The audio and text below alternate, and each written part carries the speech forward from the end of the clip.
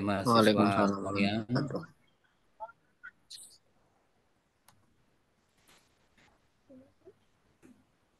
pada pertemuan sore hari ini, supaya pertemuan ini membawa berkah dan ilmu yang kita dapat bermanfaat, marilah kita baca dengan bacaan umul kitab ala hadaniyatikum al-fatihah. A'udzu billahi minasyaitonir rajim. من الشيطان الرجيم بسم الله الرحمن الرحيم Bismillahirrahmanirrahim. Alhamdulillahirabbil alamin arrahmanir rahim maliki yaumiddin.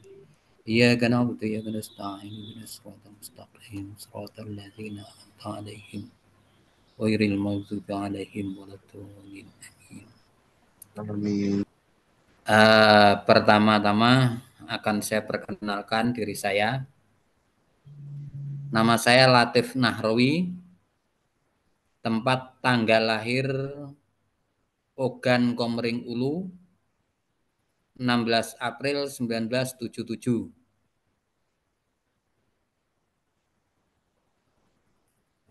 Pendidikan SD di SD Negeri Agung Jati, Kecamatan Buai Madang, Kabupaten Ogan Komering Ulu, Sumatera Selatan. MTS untuk SD tahun 19 lulusnya 1990. Kemudian untuk MTS N Kota Negara, Kecamatan Buai Madang, Kabupaten Ogan Komering Ulu, Sumatera Selatan, lulus tahun 1993. Kemudian untuk SMA, kuliah sekolah di Madrasah Aliyah Negeri Gumawang, Blitang, Ogan Komering Ulu, Sumatera Selatan, lulus tahun 96. Selama di MTS di Aiman, saya juga mengikuti pendidikan non formal yaitu di Pondok Pesantren Al Amin Yosowinangun BK 11. Kemudian kuliah pada tahun 1997 di Fakultas Agama Islam jurusan Syariah Unisula, lulus 2002. Kemudian pada 2006 saya mengikuti ujian pendidikan profesi advokat dan lulus. Akhirnya magang selama 2 tahun. Kemudian tahun 2008 saya diambil sumpah menjadi advokat dan membuka kantor yang bernama Kantor Advokat Latif Nahrawi SHI dan Rekan yang beralamat di Perumahan PGRI Blok L nomor 104 Kelipang, Semarang. Anak 1, istri 1 ya. Nggak nambah Ada yang mau ditanyakan?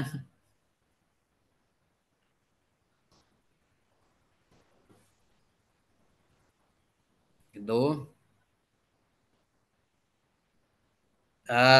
Untuk nanti perkuliahannya ini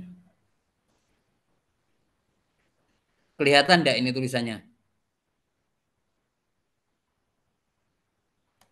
Kelihatan Pak. Kelihatan ya? Pirang Pak.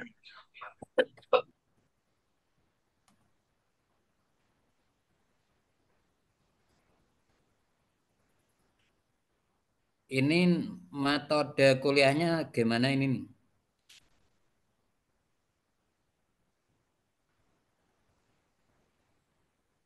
Halo? Hai Bapak. Nje, nje Pak. Halo. Ya, untuk metode kuliahnya seperti apa? Enggak. Ini saya tawarkan, apakah ya seperti ini atau ada tugas-tugas?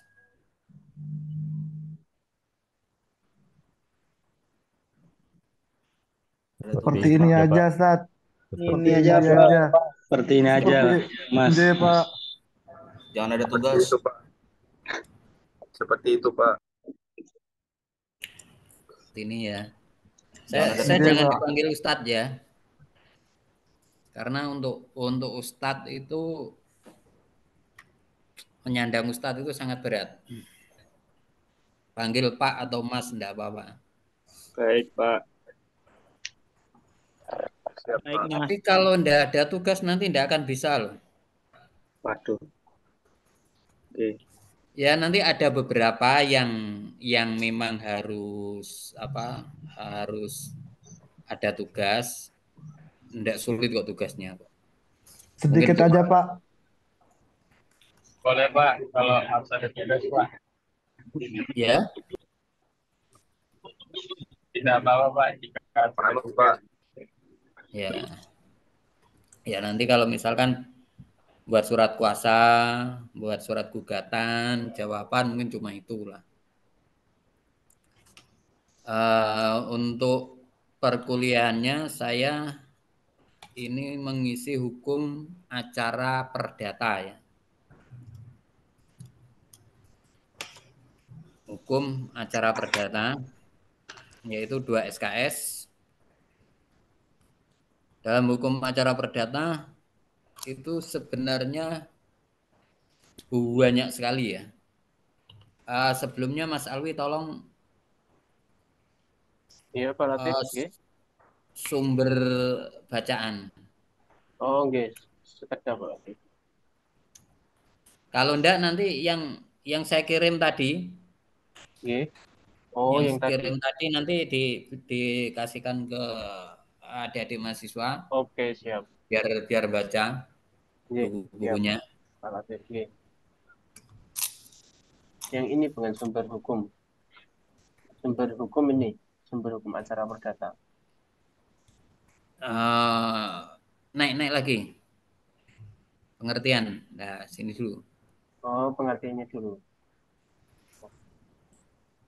Pengertian sumber hukum, sumber dan azas. Pengertian hukum acara perdata. Menurut fungsinya, hukum dibedakan menjadi hukum material dan formil. Ya, jadi hukum itu ada dua, yaitu hukum material dan hukum formil. Hukum formil yaitu hukum acara, sedangkan hukum material itu adalah hukum aturan yang mengatur tentang perbuatan yang dilarang atau perbuatan yang diperbolehkan.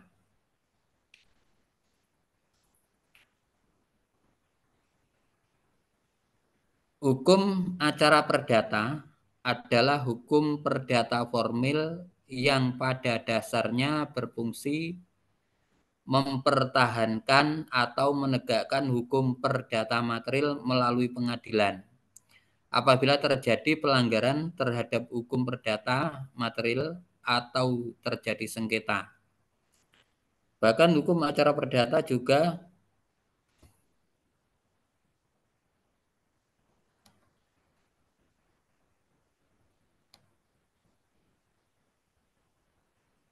ke bawah lagi, Mas.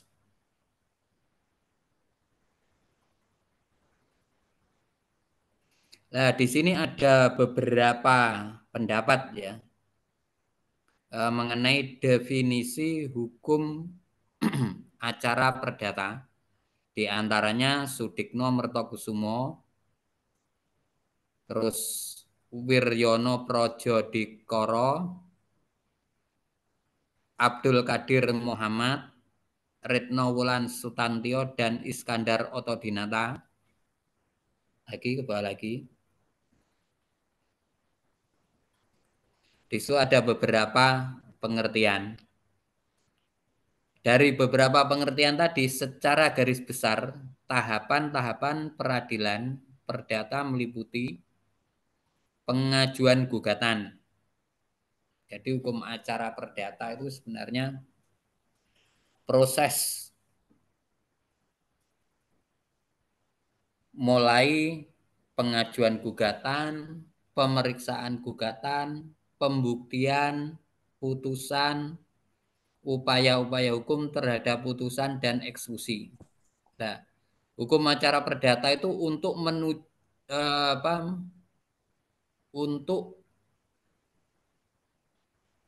menegakkan supaya proses pengajuan gugatan, proses pemeriksaan gugatan ini dapat berjalan sebagaimana mestinya. Bawah lagi. B. Sumber hukum acara perdata. Sumber hukum acara perdata itu banyak sekali. 1. HIR, Het Ezerin Indonesia Rehlemen. Yang kedua, RBG, Het Rehlemen Buitgewesten.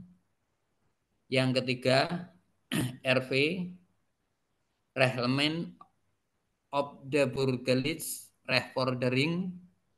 Yang keempat, BW, Kitab Undang-Undang Hukum Perdata, khusus buku keempat. Yang kelima, Kitab Undang-Undang Hukum Dagang, yaitu KUHD. Yang keenam, berbagai undang-undang yang berkaitan seperti, ini yang 1 sampai 5 ini undang-undang produk Belanda ya. Kemudian yang nomor 6, Undang-Undang Peradilan Ulangan, acara banding, ini juga ada beberapa yang masih dipakai, ada yang tidak. Kemudian Undang-Undang tentang Kekuasaan Kehakiman, yaitu Undang-Undang Nomor 48 tahun 2009. C. Undang-Undang tentang Peradilan Umum, yaitu Undang-Undang Nomor 2 tahun 1986. Junto Undang-Undang Nomor 8 tahun 2000 berapa itu? Tidak kelihatan, nanti bisa ngambil bahan kuliahnya ya. Materi kuliahnya nanti di SIM. Yang diperbarui dengan Undang-Undang Nomor 49 tahun 2009. Undang-Undang tentang Mahkamah Agung, yaitu Undang-Undang Nomor 14 1985. Junto Undang-Undang tahun 2004. Dis Undang-Undang Nomor 3 2009. E. Undang-Undang Advokat. F. Undang-Undang tentang Perkawinan. Nah, Undang-Undang Perkawinan ini belum saya tambahkan lagi. Yang terbaru adalah Undang-Undang Nomor 1 tahun 2019. Itu tentang perkawinan. Itu tolong dicatat, Undang-Undang Perkawinan yang terbaru ya, yang diperbarui. Amandemen yang kedua, yaitu Undang-Undang Nomor 1 tahun 2019 tentang perkawinan. Lagi terus, Mas Alwi. Nah, ini ada SEMA, Surat Edaran Mahkamah Agung, ada Perma Peraturan Mahkamah Agung. Ini juga dijadikan sebagai sumber hukum acara perdata. Lagi, bawahnya lagi. Asas-asas hukum acara perdata. 1. Hakim bersifat menunggu. Nah, artinya apa?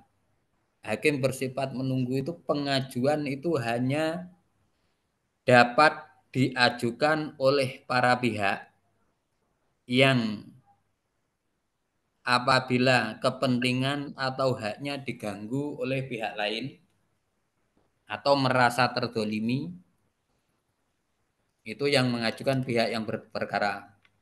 Jadi hakim tidak boleh menyuruh, ayo, karena saudara uangnya diambil atau hutangnya belum dibayar, silahkan digugat, itu enggak boleh hakimnya. Asas yang kedua, hakim bersifat pasif. Nah, hakim dalam memeriksa perkara itu bersifat pasif. Pasif itu mengandung beberapa makna ya. Inisiatif untuk mengadakan acara perdata ada pada pihak-pihak yang berkepentingan dan tidak pernah dilakukan oleh hakim. Yang B, hakim wajib mengadili seluruh tuntutan. Nah, hakim itu harus mengadili seluruh tuntutan, apa yang diminta oleh penggugat itu harus diperiksa, diadili. Dan hakim dalam memutus perkara, memutus gugatan itu tidak boleh melebihi apa yang dituntut oleh penggugat. Yang C, hakim mengejar kebenaran formil. Lah, dalam perkara perdata itu hakim tidak punya kewajiban untuk mencari pembuktian material. Misal si A itu punya permasalahan dengan si B. Si A menggugat si B bahwa si B mempunyai hutang. Ketika si A menggugat B punya hutang, itu si A itu cukup membuktikannya berdasarkan bukti-bukti formil saja. Soal benar ndak utangnya gimana, terus jumlahnya itu berapa, hakim tidak perlu membuktikan tentang kebenaran material. Berbeda dengan perkara pidana. Kalau perkara pidana, hakim berkewajiban untuk mencari apa itu kebenaran material. Bawahnya lagi.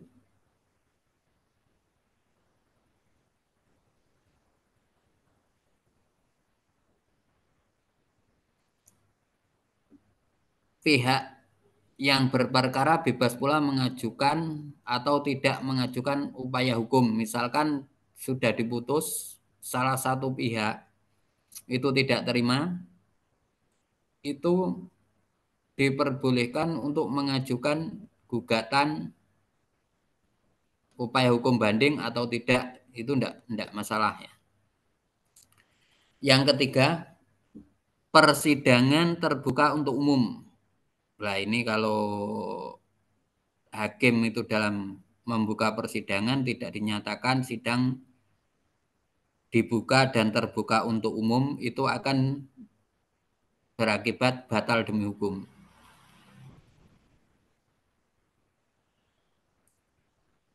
Yang keempat,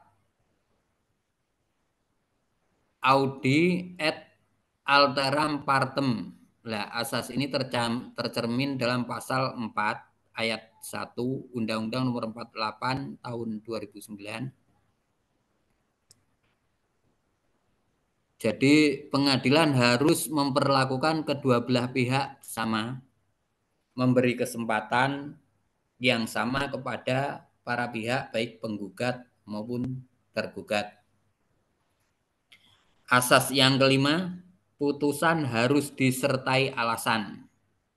Nah, alasan tersebut dimaksudkan sebagai pertanggungjawaban hakim dari putusannya terhadap masyarakat. Jadi misalkan hakim memutus perkara itu, alasan-alasannya itu harus dimuat ya. Kalau tidak dimuat akan berakibat batal demi hukum. Bawahnya lagi.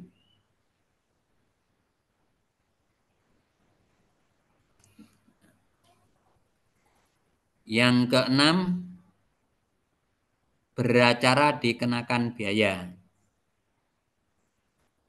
Jadi ketika beracara di pengadilan itu dikenakan biaya. Biaya-biaya tersebut itu meliputi biaya kepanitraan, biaya panggilan, biaya pemberitahuan, biaya materi, dan biaya lain-lain yang diperlukan, seperti biaya pemeriksaan setempat. Tapi ada juga ya, bagi mereka yang memang tidak mampu, itu bisa berperkara secara pro deo. Berperkara secara pro deo atau cuma-cuma itu diatur dalam pasal 272, 273 RPG atau 237 HIR yang menentukan penggugat atau tergugat yang tidak mampu membayar biaya perkara dapat diizinkan untuk berperkara tanpa biaya. Asas selanjutnya yaitu trilogi peradilan. Nah, di sini nih yang terpenting itu adalah sederhana, cepat, dan biaya ringan. Nah, ini asas ya. Asas yang selanjutnya yaitu nomor 8, asas bebas dari campur tangan pihak di luar pengadilan. Nah, di sini hakim itu dalam memutus perkara itu harus bebas campur tangan dengan pihak yang di luar ataupun berbebas dari pengaruh penggugat maupun tergugat. Untuk selanjutnya,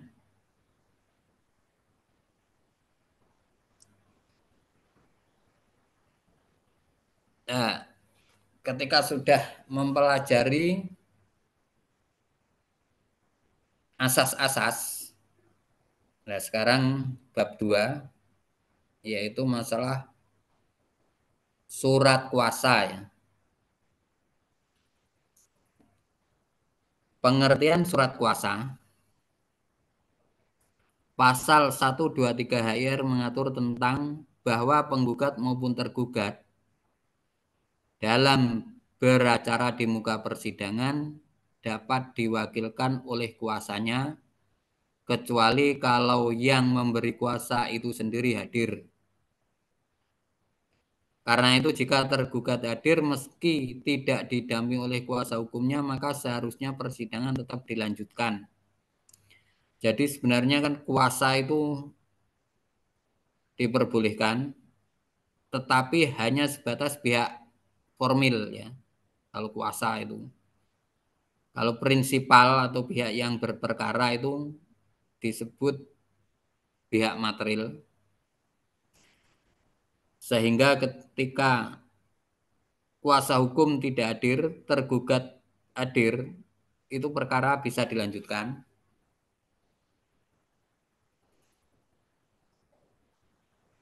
Ya, untuk lebih lanjut tentang hal surat kuasa bisa dibaca di bukunya Subekti, R. Subekti itu ya, Kitab Undang-Undang Hukum Perdata.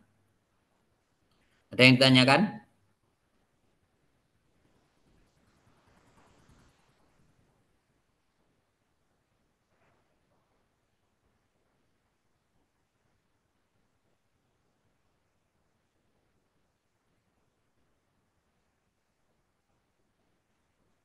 Pasal 1792 BW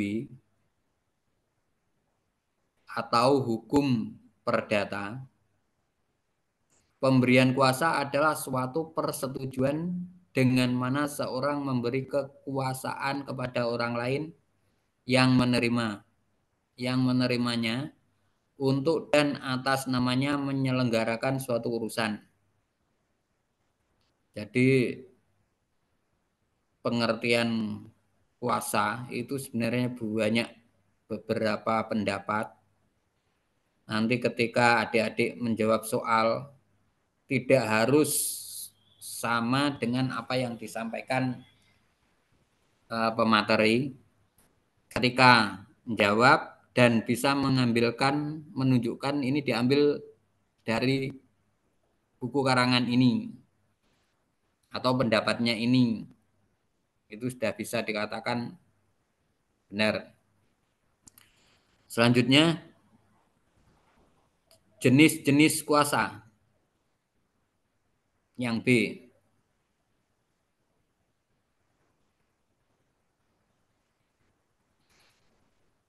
Pada dasarnya, kuasa dalam hukum acara perdata dapat dibagi menjadi 4, yaitu A. Kuasa umum. Kuasa umum diatur dalam pasal 1795 KUH Perdata.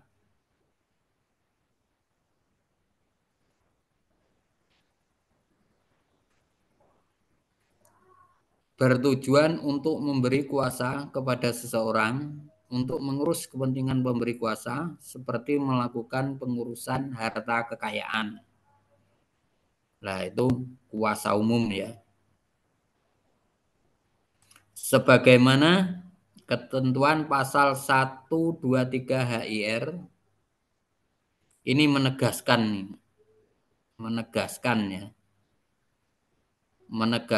untuk dapat tampil di depan pengadilan sebagai wakil pemberi kuasa, penerima kuasa harus mendapat surat kuasa khusus.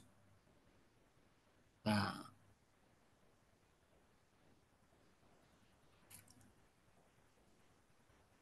yang B, kuasa khusus.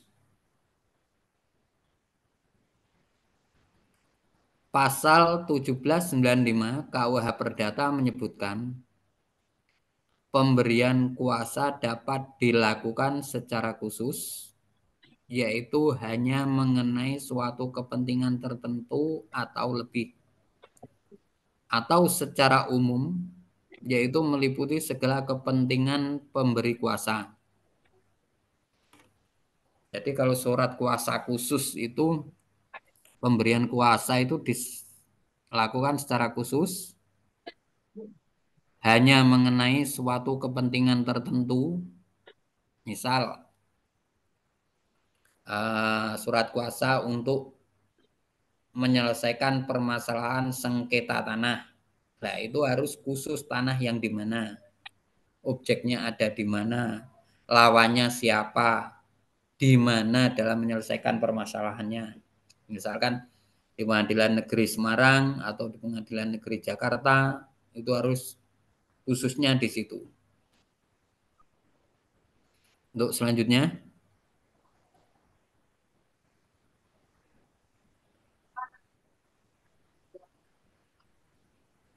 kuasa istimewa, yaitu surat kuasa tadi ada 4, yang ini kuasa istimewa.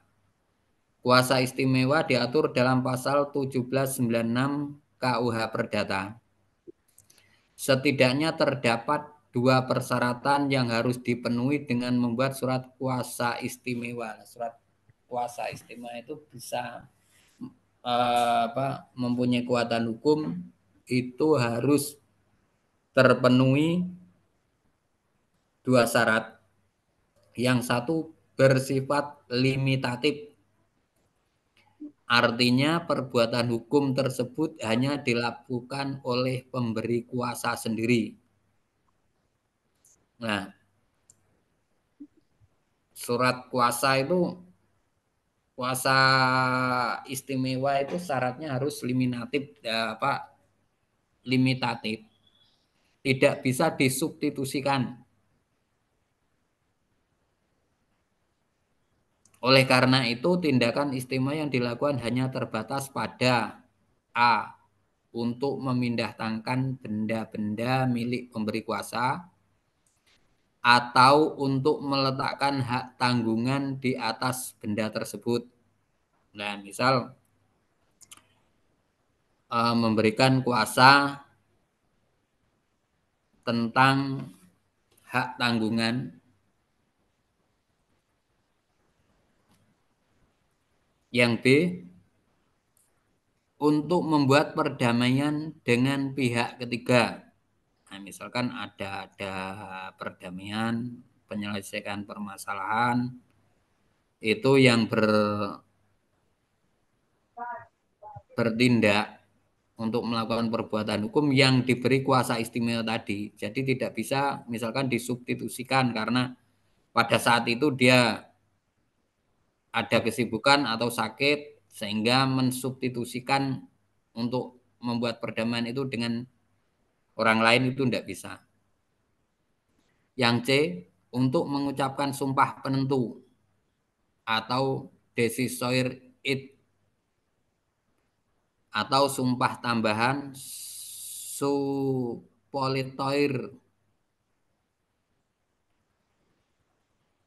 Jadi ketika ada sumpah misal ya, ada novum baru dalam perkara peninjauan kembali. Itu yang diberi kuasa itu ya itu yang melakukan sumpah. Kalau misalkan dia nggak bisa datang ya enggak boleh disubstitusikan. Bawahnya lagi. Yang kedua, dibuat berdasarkan akta otentik pada pejabat berwenang.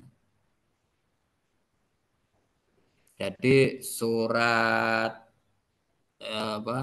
istimewa itu tadi bersifat limitatif, yang kedua dibuat berdasarkan akta otentik pada pejabat sumpah berwenang seperti notaris atau PPAT atau di depan panitera pengadilan. Yang D,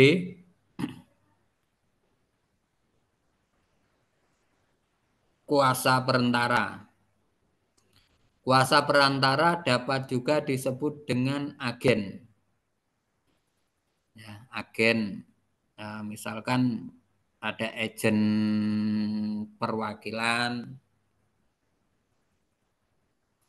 TKW, perusahaan TKW itu disebut kuasa perantara. Atau agen-agen bis, agen-agen tiket itu. Untuk selanjutnya,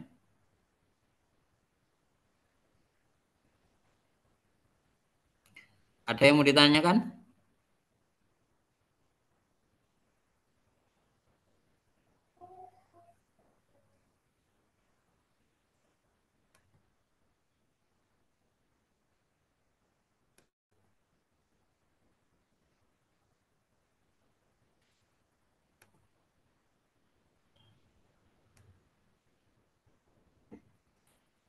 Yang selanjutnya, C, kuasa menurut hukum.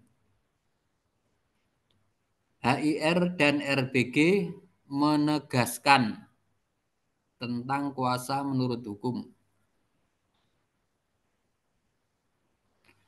Pada pasal 123 ayat 2 HIR dan pasal 147 RBG menjelaskan pegawai negeri yang karena peraturan umum menjalankan perkara untuk pemerintah Indonesia sebagai wakil negara tidak perlu memakai surat kuasa khusus yang demikian itu. Jadi misalkan dubes, kedubes, konsulat jenderal itu tidak perlu dalam menjalankan tugas kenegaraannya di luar sana itu tidak perlu ada surat kuasa.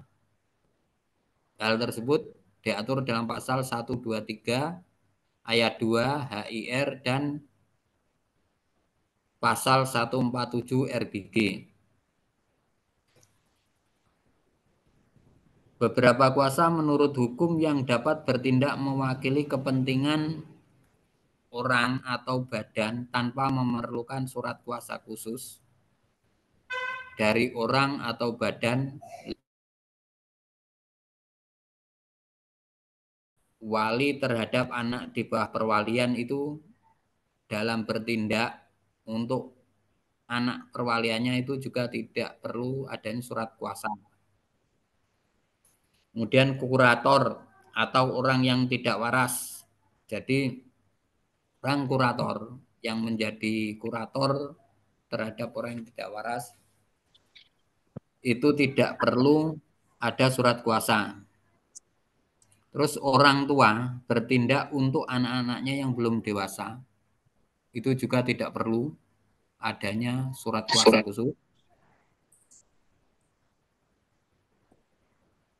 Direksi perusahaan, perseroan, itu juga tidak perlu. Pimpinan perwakilan perusahaan asing, lah itu juga dalam bertindak juga tidak perlu adanya surat kuasa. Pimpinan cabang perusahaan juga tidak perlu adanya surat kuasa. Ada yang ditanyakan?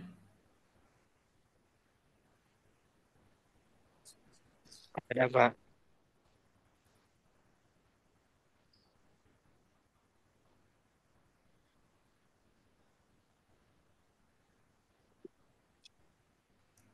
Untuk selanjutnya, Mbak Kautsar mau bertanya. gimana? Mbak Kautsar kayaknya Ya mau. Pak, izin Iya ya. izin Monggo. bertanya. Ya, ini kan tadi yang tidak perlu, kalau untuk anak terhadap orang tuanya itu juga nggak perlu surat kuasa, Pak? Atau Ya. Jadi gini ya. Kalau anak untuk orang tuanya, orang tua untuk anak itu maksudnya? nggak anak mewakili orang tuanya gitu? Oh, kalau anak mewakili orang tua itu tetap harus ada surat kuasa. Karena orang tua bukan Oh, yang diatur di sini tadi, yang diatur kan kenapa anak itu diwakili oleh orang tua karena anak belum cakap untuk bertindak hukum. Tetapi kalau orang tua itu dalam berbuat hukum sudah cakap, sudah mampu. Jadi harus ada surat kuasa kalau anak mewakili orang tua. Ada lagi yang ditanyakan? oke, makasih Pak. Ya, sama-sama.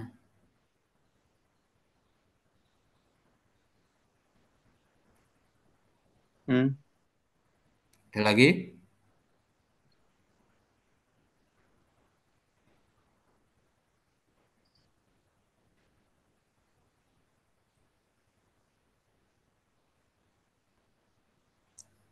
Kita lanjutkan ya.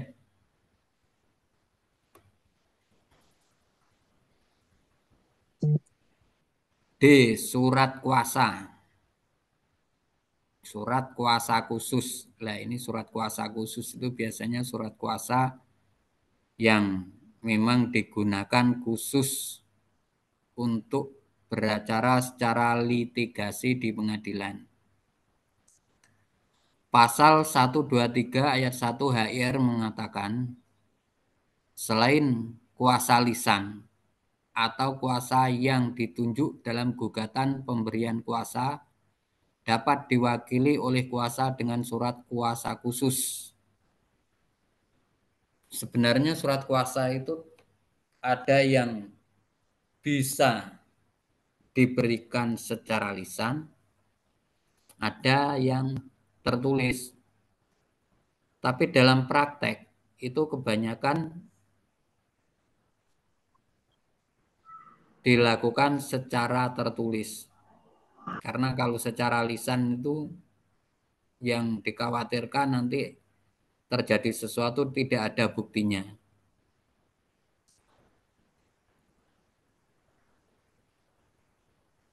Syarat dan formulasi surat kuasa khusus. Pasal 123 ayat 1 HIR menyebutkan syarat pokok surat kuasa, ini menurut M. Yahya Harahap, cetakan 2015 halaman 13, yakni surat kuasa khusus berbentuk tertulis atau akta yang disebutkan dalam surat kuasa khusus, di mana menerangkan pernyataan penunjukan kuasa pemberi kuasa yang berisi formulasi memberi kuasa kepada. Terus kepada seseorang untuk mewakili pemberi kuasa menghadap di semua pengadilan.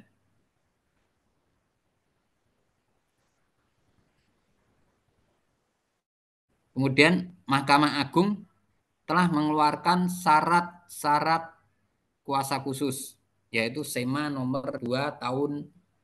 Jadi pengaturan tentang surat kuasa khusus itu diatur juga oleh, selain diatur oleh HIR dan RBG, juga diatur oleh SEMA, Surat Edaran Mahkamah Agung nomor 2 tahun 1959, tertanggal 19 Januari 1959. Dalam SEMA tersebut digariskan syarat kuasa khusus yang dianggap memenuhi ketentuan pasal 123 ayat 1 HIR, yaitu menyebutkan kompetensi relatif, yaitu menyebutkan di pengadilan mana, ya.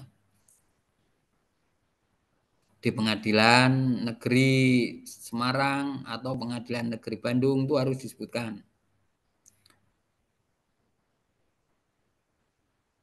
Yang kedua, menyebutkan identitas. Nah, ini identitas itu harus disebutkan. Identitas meliputi nama, tempat tanggal lahir, pekerjaan, jenis kelamin, agama, dan lain-lain. Baik itu penggugat maupun tergugat itu harus disebutkan identitasnya. Yang ketiga, menyebutkan secara ringkas dan konkret pokok dan objek sengketa yang diperkarakan antara pihak yang berperkara. Ini harus disebutkan ya objeknya ya, secara ringkas objeknya. Misal, guna mengajukan gugatan perbuatan melawan hukum. Perbuatan melawan hukumnya apa? Misalnya penyerobotan tanah yang terletak di, sebutkan alamatnya, terhadap identitas tergugatnya itu disebutkan siapa namanya, di mana, di pengadilan negeri apa. Jika syarat yang telah ditentukan sebagaimana ketentuan SEMA tersebut tidak dipenuhi, maka itu. Jadi nanti ketika membuat surat kuasa itu harus memenuhi syarat formil. Seperti yang kita sebutkan di atas tadi, ada 3 tadi. Itu menurut SEMA nomor 2 tahun 59. Itu akan cacat formil. Yang kedua, dengan sendirinya maka kedudukan kuasa sebagai pihak formil mewakili pemberi kuasa tidak sah, sehingga gugatan yang ditandatangani kuasa tidak sah. Bahkan semua tindakan yang dilakukan tidak sah dan tidak mengakibatkan, dan gugatan yang diajukan tidak dapat diterima. Yang kedua, huruf B, SEMA nomor 5 tahun 1962, tanggal 30 Juli 1962. SEMA ini memberi petunjuk kepada hakim mengenai penyempurnaan penerapan surat kuasa khusus yang digariskan SEMA nomor 2 tahun 1959, yang terpenting sebagai catatan kesempurnaan, yaitu PN Pengadilan Negeri dan PT Pengadilan Tinggi dapat menyempurnakan surat kuasa yang tidak memenuhi syarat apabila dalam pemeriksaan sidang Pengadilan Negeri maupun Pengadilan Tinggi menemukan surat kuasa yang tidak memenuhi syarat sesuai yang ditentukan dalam SEMA nomor 2 tahun 1959. Lah, SEMA nomor 5 ini ditujukan kepada hakim ya. Kepada hakim dalam menyelesaikan apabila surat kuasa itu tidak memenuhi syarat formil. Aturannya di sini. hakim memanggil pemberi kuasa. Jadi yang pemberi kuasanya itu menghadap ke pengadilan negeri atau pengadilan tinggi dan menanyakan apa benar pemberi kuasa telah memberi kuasa kepada orang yang namanya disebut dalam kuasa untuk mewakilinya. Untuk selanjutnya,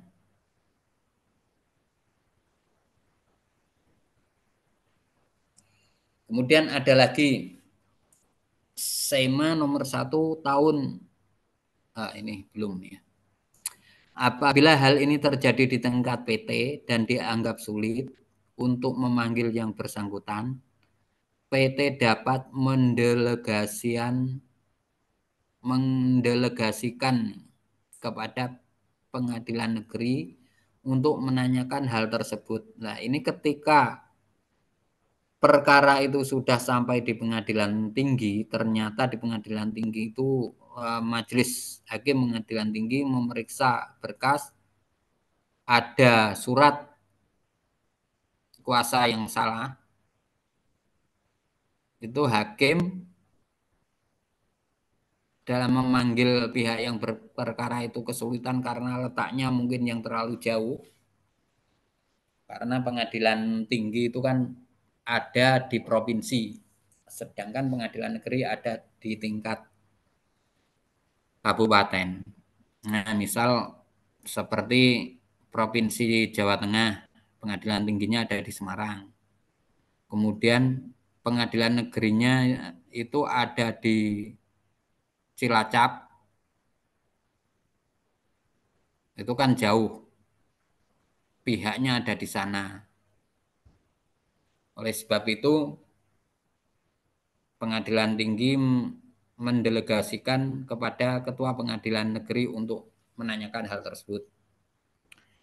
2. Jika pemberi kuasa sudah meninggal dunia, pelaksanaan pemanggilan untuk penyempurnaan surat kuasa dapat digantikan salah seorang ahli waris. Itu SEMA. Kemudian ada lagi SEMA nomor 1 tahun 71, tanggal 23 Januari 1971. Ketentuan pokok SEMA ini memberi penegasan kepentingan dianggap sah harus mengetahui serta mengindahkan syarat-syarat surat kuasa khusus sebagaimana yang digariskan ketentuan perundang-undangan. Yang kedua, jika ada surat kuasa tidak memenuhi syarat, pengadilan negeri dan pengadilan tinggi tidak perlu menyempurnakan berdasarkan SEMA nomor 5 tahun 1962. Nah, jadi SEMA nomor, kalau ini SEMA nomor 1 tahun 1971 ini mencabut SEMA nomor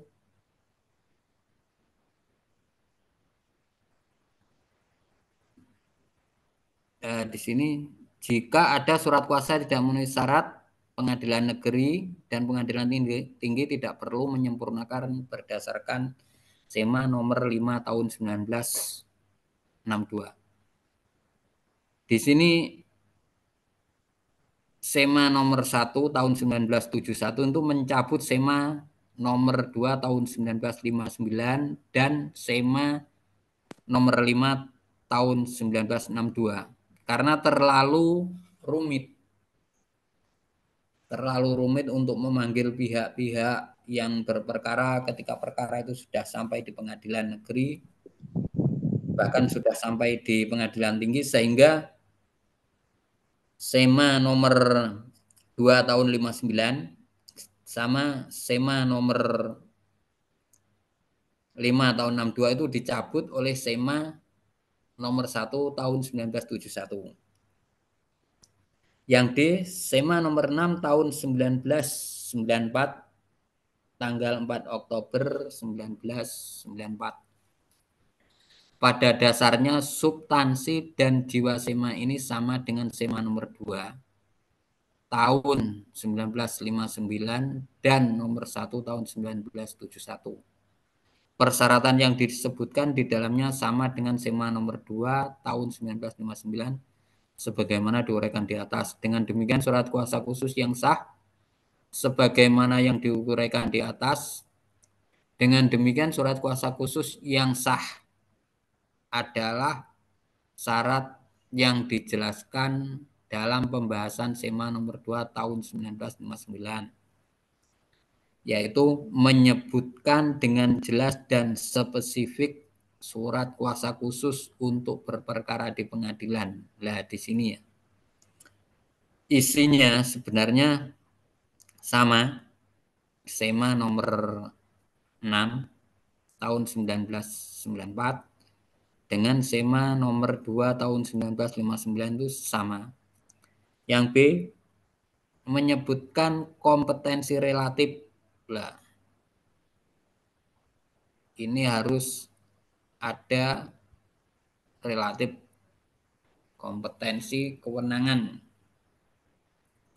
Yang C menyebut identitas dan kedudukan para pihak. D menyebut secara ringkas dan konkret pokok dan objek sengketa yang diperkarakan.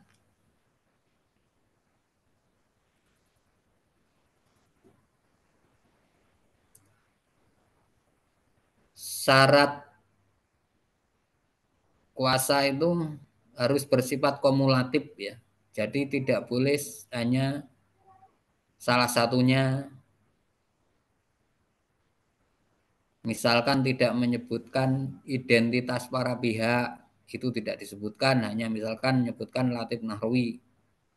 Tidak disebutkan pekerjaan apa, tempat tanggal lahir, alamat, itu tidak disebutkan, itu tidak boleh.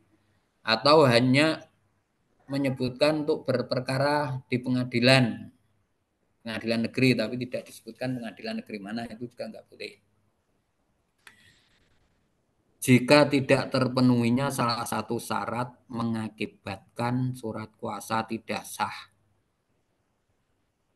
Selanjutnya berdasarkan SEMA nomor 1 tahun 1971 PN dan PT tidak dibenarkan lagi untuk memberi kesempatan perbaikan karena SEMA tersebut telah dicabut. Nah, jadi SEMA nomor 6 tahun 94 itu menyebabkan bahwa semuanya itu harus sesuai ya. Jika tidak, langsung ditegaskan surat kuasanya tidak sah, sehingga apa yang digunakan untuk beracara di pengadilan tidak sah, sehingga gugatannya pun juga tidak sah. Ada yang ditanyakan?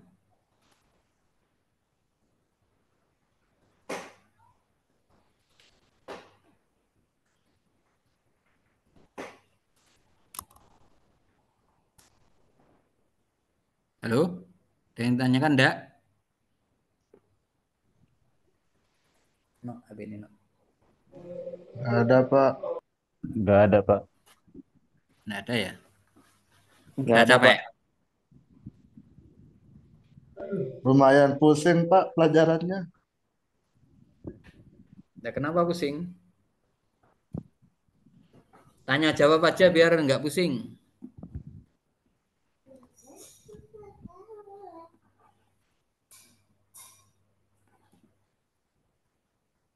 Izin bertanya, Pak.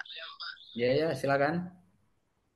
Apakah nanti ada semacam peradilan semu gitu, biar kita tahu cara peradilan gimana dan praktekkan kayak gitu, Pak? Kalau peradilan semu, kalau online gimana? Bisa enggak? Kalau ini saya belum bisa jawab ya. Karena kan kita perkuliahannya online. Kalau offline mungkin bisa di Fakultas Agama Islam program studi syariah itu ada. Lah ini nanti hanya mungkin analisa suatu permasalahan ya. Nanti akan saya kasih suatu permasalahan seperti ini, seperti ini, seperti ini. Ketika sudah ada tadi dipelajari surat kuasa, syarat-syarat surat kuasa, nanti ada tugas buatlah surat kuasa. Nah, surat kuasa tadi kan memenuhi syarat formil dan material.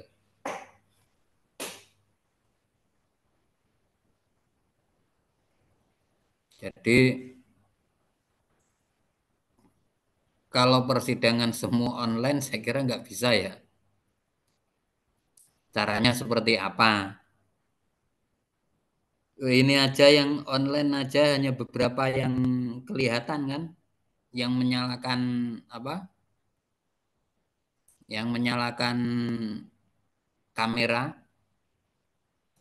Ada beberapa yang tidak nyalakan. Kan? Nah itu Pak, masalah itu Pak. Nah iya.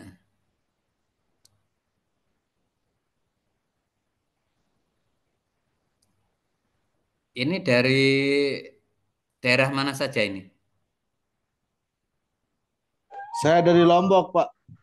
Oh, ada yang dari Sulawesi, Pak. Lombok. Sulawesi. Sulawesi Pak. Tapi sekarang tinggal di Depok. Batam, Pak. Lagi mondok di Depok, Pak. Kita taaruf aja Pak. Pak boleh nanya Dari Aceh, Pak. nggak Pak? Mau nanya Pak? Gimana? Kameraku. Mau nanya Pak? Ya, silakan.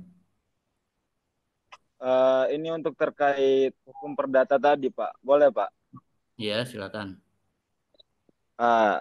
Jadi gini Pak, ada sebuah permasalahan. Apakah WNA yang menjadi pekerja di Indonesia, semisal warga negara Cina yang bekerja di sebuah perusahaan dapat melakukan gugatan kepada lembaga terkait atau perusahaan yang ada di Indonesia karena perusahaan atau ada problem kontrak di dalam sana. Misal yang mana kontraknya tersebut sudah ditetapkan di awal perjanjian antara kedua belah pihak, perusahaan dan pekerja. Kontrak kerja tertulis ditetapkan selama 5 tahun. Tetapi ketika sudah masih di tahun ketiga, perusahaan dengan memutuskan kontrak sepihak begitu. Apakah WNA tersebut bisa mengajukan gugatan kepada perusahaan tersebut, sedangkan mereka adalah WNA yang belum terdaftar di Indonesia, misalkan seperti itu. Hanya mempunyai visa atau izin tinggal. Ya, saya jawab ya.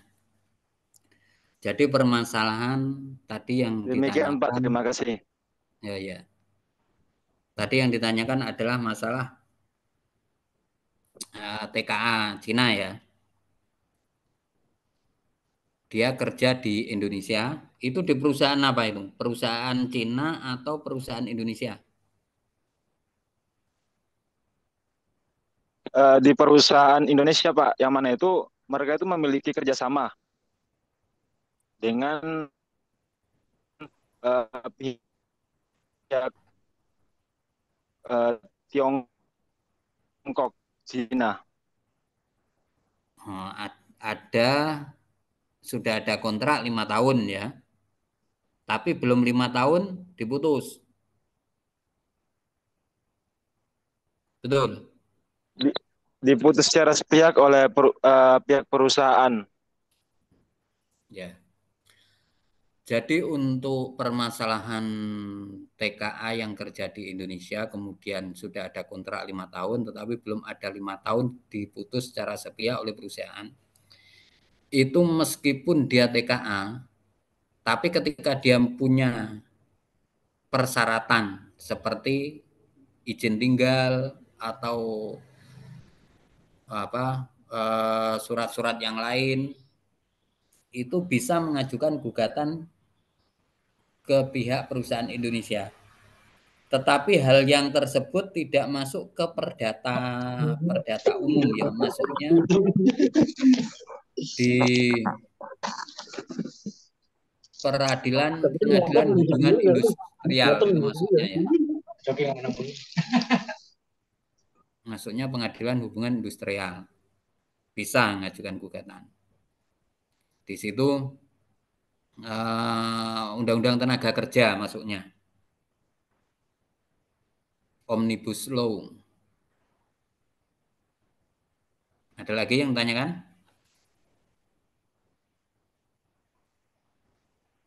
Terima kasih Pak, terima kasih. Ya, sama-sama. Ini mbaknya ini mau tanya apa enggak ini? Mbak siapa namanya? Mbak Bana. Mbak Ana. Ada yang tanyakan?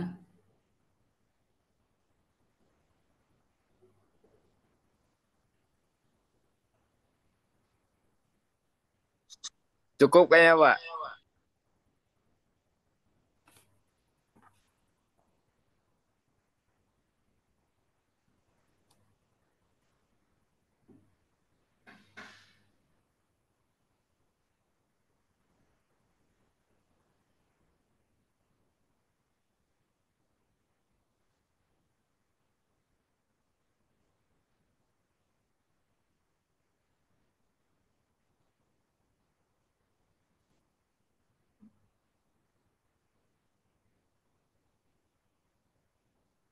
Ada lagi yang ditanyakan?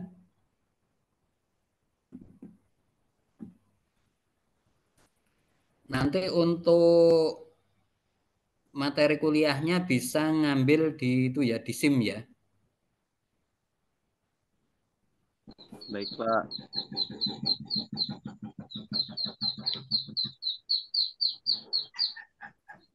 Ada lagi yang ditanyakan lain?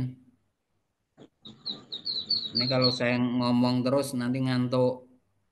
Kalau tanya jawab ini kan malah lebih paham. Jadi gini, kalau menurut saya gini ya. Karena materi nanti kan diupload di SIM. Yang lebih enaknya dalam tatap muka ini tanya jawab. Itu akan lebih masuk, lebih meresap.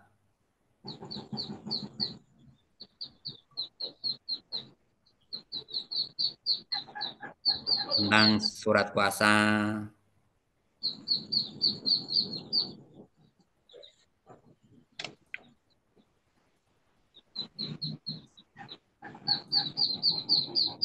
Jadi nanti mungkin untuk dipelajari dulu ya, surat kuasa, syarat-syarat membuat surat kuasa, itu nanti dipelajari, karena nanti tugasnya seperti itu. Ada analisis kasus, tolong buatkan surat kuasa untuk mengajukan gugatan permasalahan seperti ini.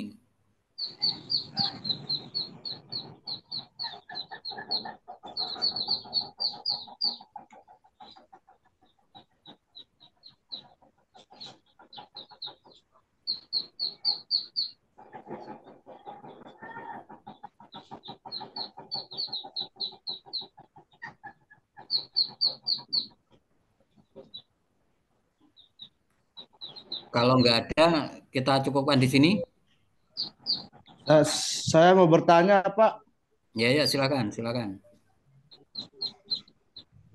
Apakah sebuah Ini yang mana? Yang bertanya mana ini nggak kelihatan nih? Saya, Pak. Namanya? Lobby, Pak. Ya, gimana? Apakah kalau hukum perdata itu bisa masuk ke perkara pidana gitu nggak, Pak? Hukum perdata masuk perkara pidana. Maksudnya Pak. gimana? Maksudnya gimana? Kayak sebuah masalah perdata itu bisa nggak dituntut dengan perkara pidana gitu, Pak? Oh, jadi gini. Kalau perkara perdata, penyelesaiannya ya dengan perkara perdata. Jadi kan ini hukum acara ya, yang kita pelajari ini hukum acara perdata. Jadi cara menegakkan hukum perdatanya. Jadi kalau yang saudara tanyakan tadi hukum perdatanya. Ini hukum acaranya. Oh, berarti ini ya, Pak. Hukum acara perdata itu adalah hukum yang mengatur tentang tata cara menegakkan hukum acara perdata.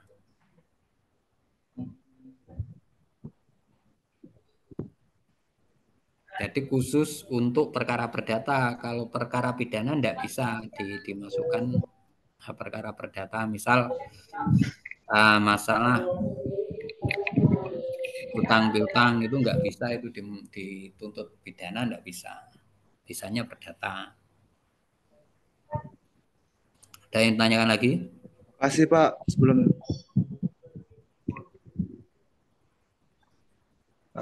Izin Pak mau bertanya. Ya, silakan. Siapa namanya? Ahmad Dari mana? dari Kudus Pak. Dari Kudus. Oh ya, silakan. Jika warga negara asing mempunyai aset di Indonesia, misalkan seperti villa ataupun ada perusahaan yang lain, terus WNA tersebut kuota untuk tinggal di Indonesia udah habis. Apakah aset tersebut itu masih milik seorang WNA atau diambil alih oleh negara? Ya, terima kasih. Jadi gini, kalau terkait dengan aset, sebenarnya kan dalam Undang-Undang Agraria ya, Undang-Undang Pokok Agraria itu warga negara asing itu tidak boleh memiliki tanah atau barang tidak bergerak di Indonesia. Sedangkan untuk PT itu boleh, itu dengan adanya hak, yaitu bisa hak guna bangunan atau HGB, hak pengelolaan lahan, dan hak-hak yang lain. Tetapi kalau hak milik tidak bisa. Jadi ketika hak yang diberikan oleh negara kepada pengusaha asing, ketika haknya habis, yaitu kalau ketika tidak diperpanjang ataupun diperpanjang tidak boleh, maka aset tersebut akan kembali ke negara. Bahkan gini, kalau ada perkawinan campuran, suaminya atau istrinya itu orang luar negeri, kemudian ya misalkan suaminya orang luar negeri ya, istrinya orang Indonesia, itu ketika menikah terus beli rumah itu tidak bisa. Itu tidak bisa beli.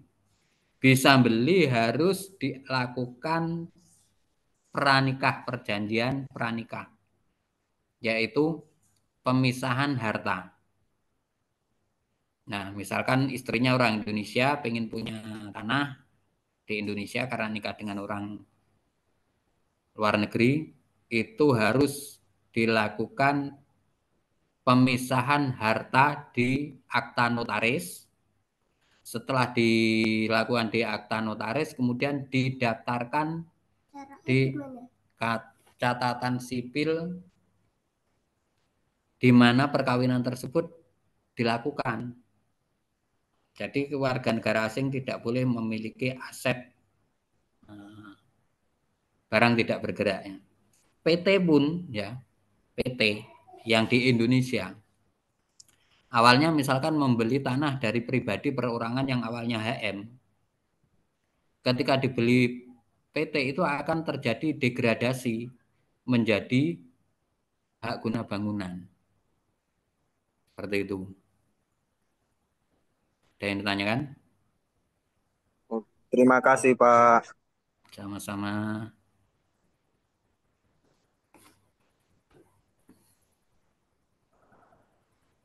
Ada lagi yang tanyakan? Ini pesertanya ada 50, tapi yang muncul kok hanya beberapa orang tadi.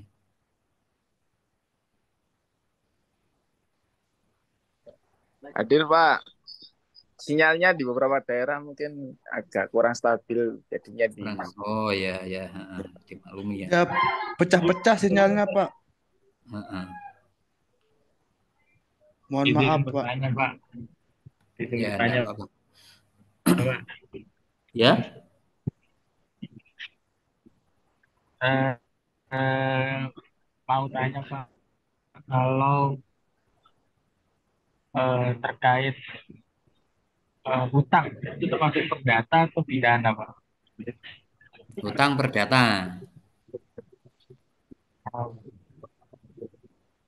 berarti diselesaikannya dengan tata cara hukum perdata berarti. Iya, dengan perdata.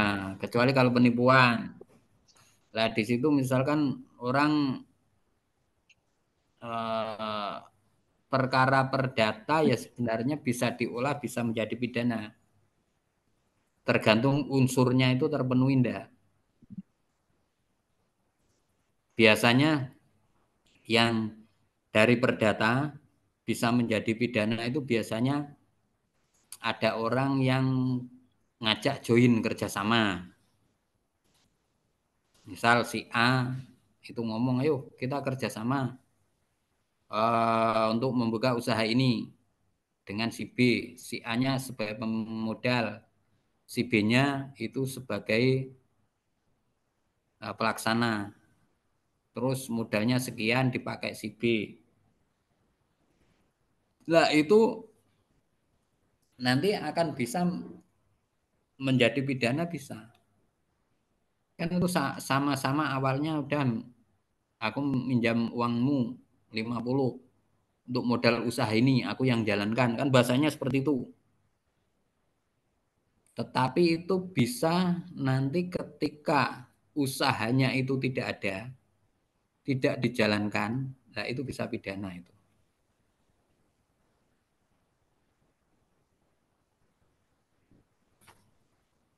Ada lagi yang tanyakan?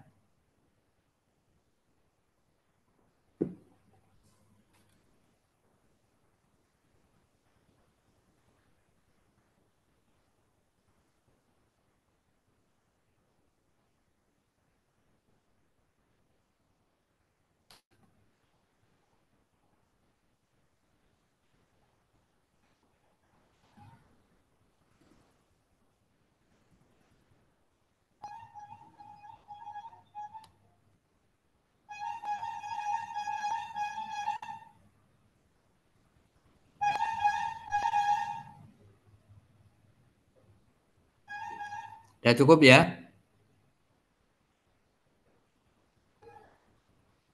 Ada lagi yang tanyakan atau cukup? cukup Bapak, insya Allah. Mbaknya sudah cukup, Mbak?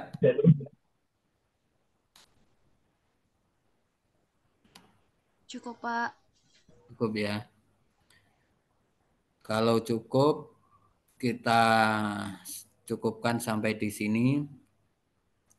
Semoga apa yang kita lakukan pada sore hari ini dapat bermanfaat bagi kita. Amin. Dan membawa berkah bagi kita. Marilah kita tutup dengan bacaan hamdalah bersama-sama. Alhamdulillahirrahmanirrahim. Dari saya, apabila banyak kekurangan, saya mohon maaf yang sebesar-besarnya. Billahi taufik wal hidayah. Assalamualaikum. Waalaikumsalam warahmatullahi wabarakatuh. Terima kasih, Pak. Ya, sama-sama.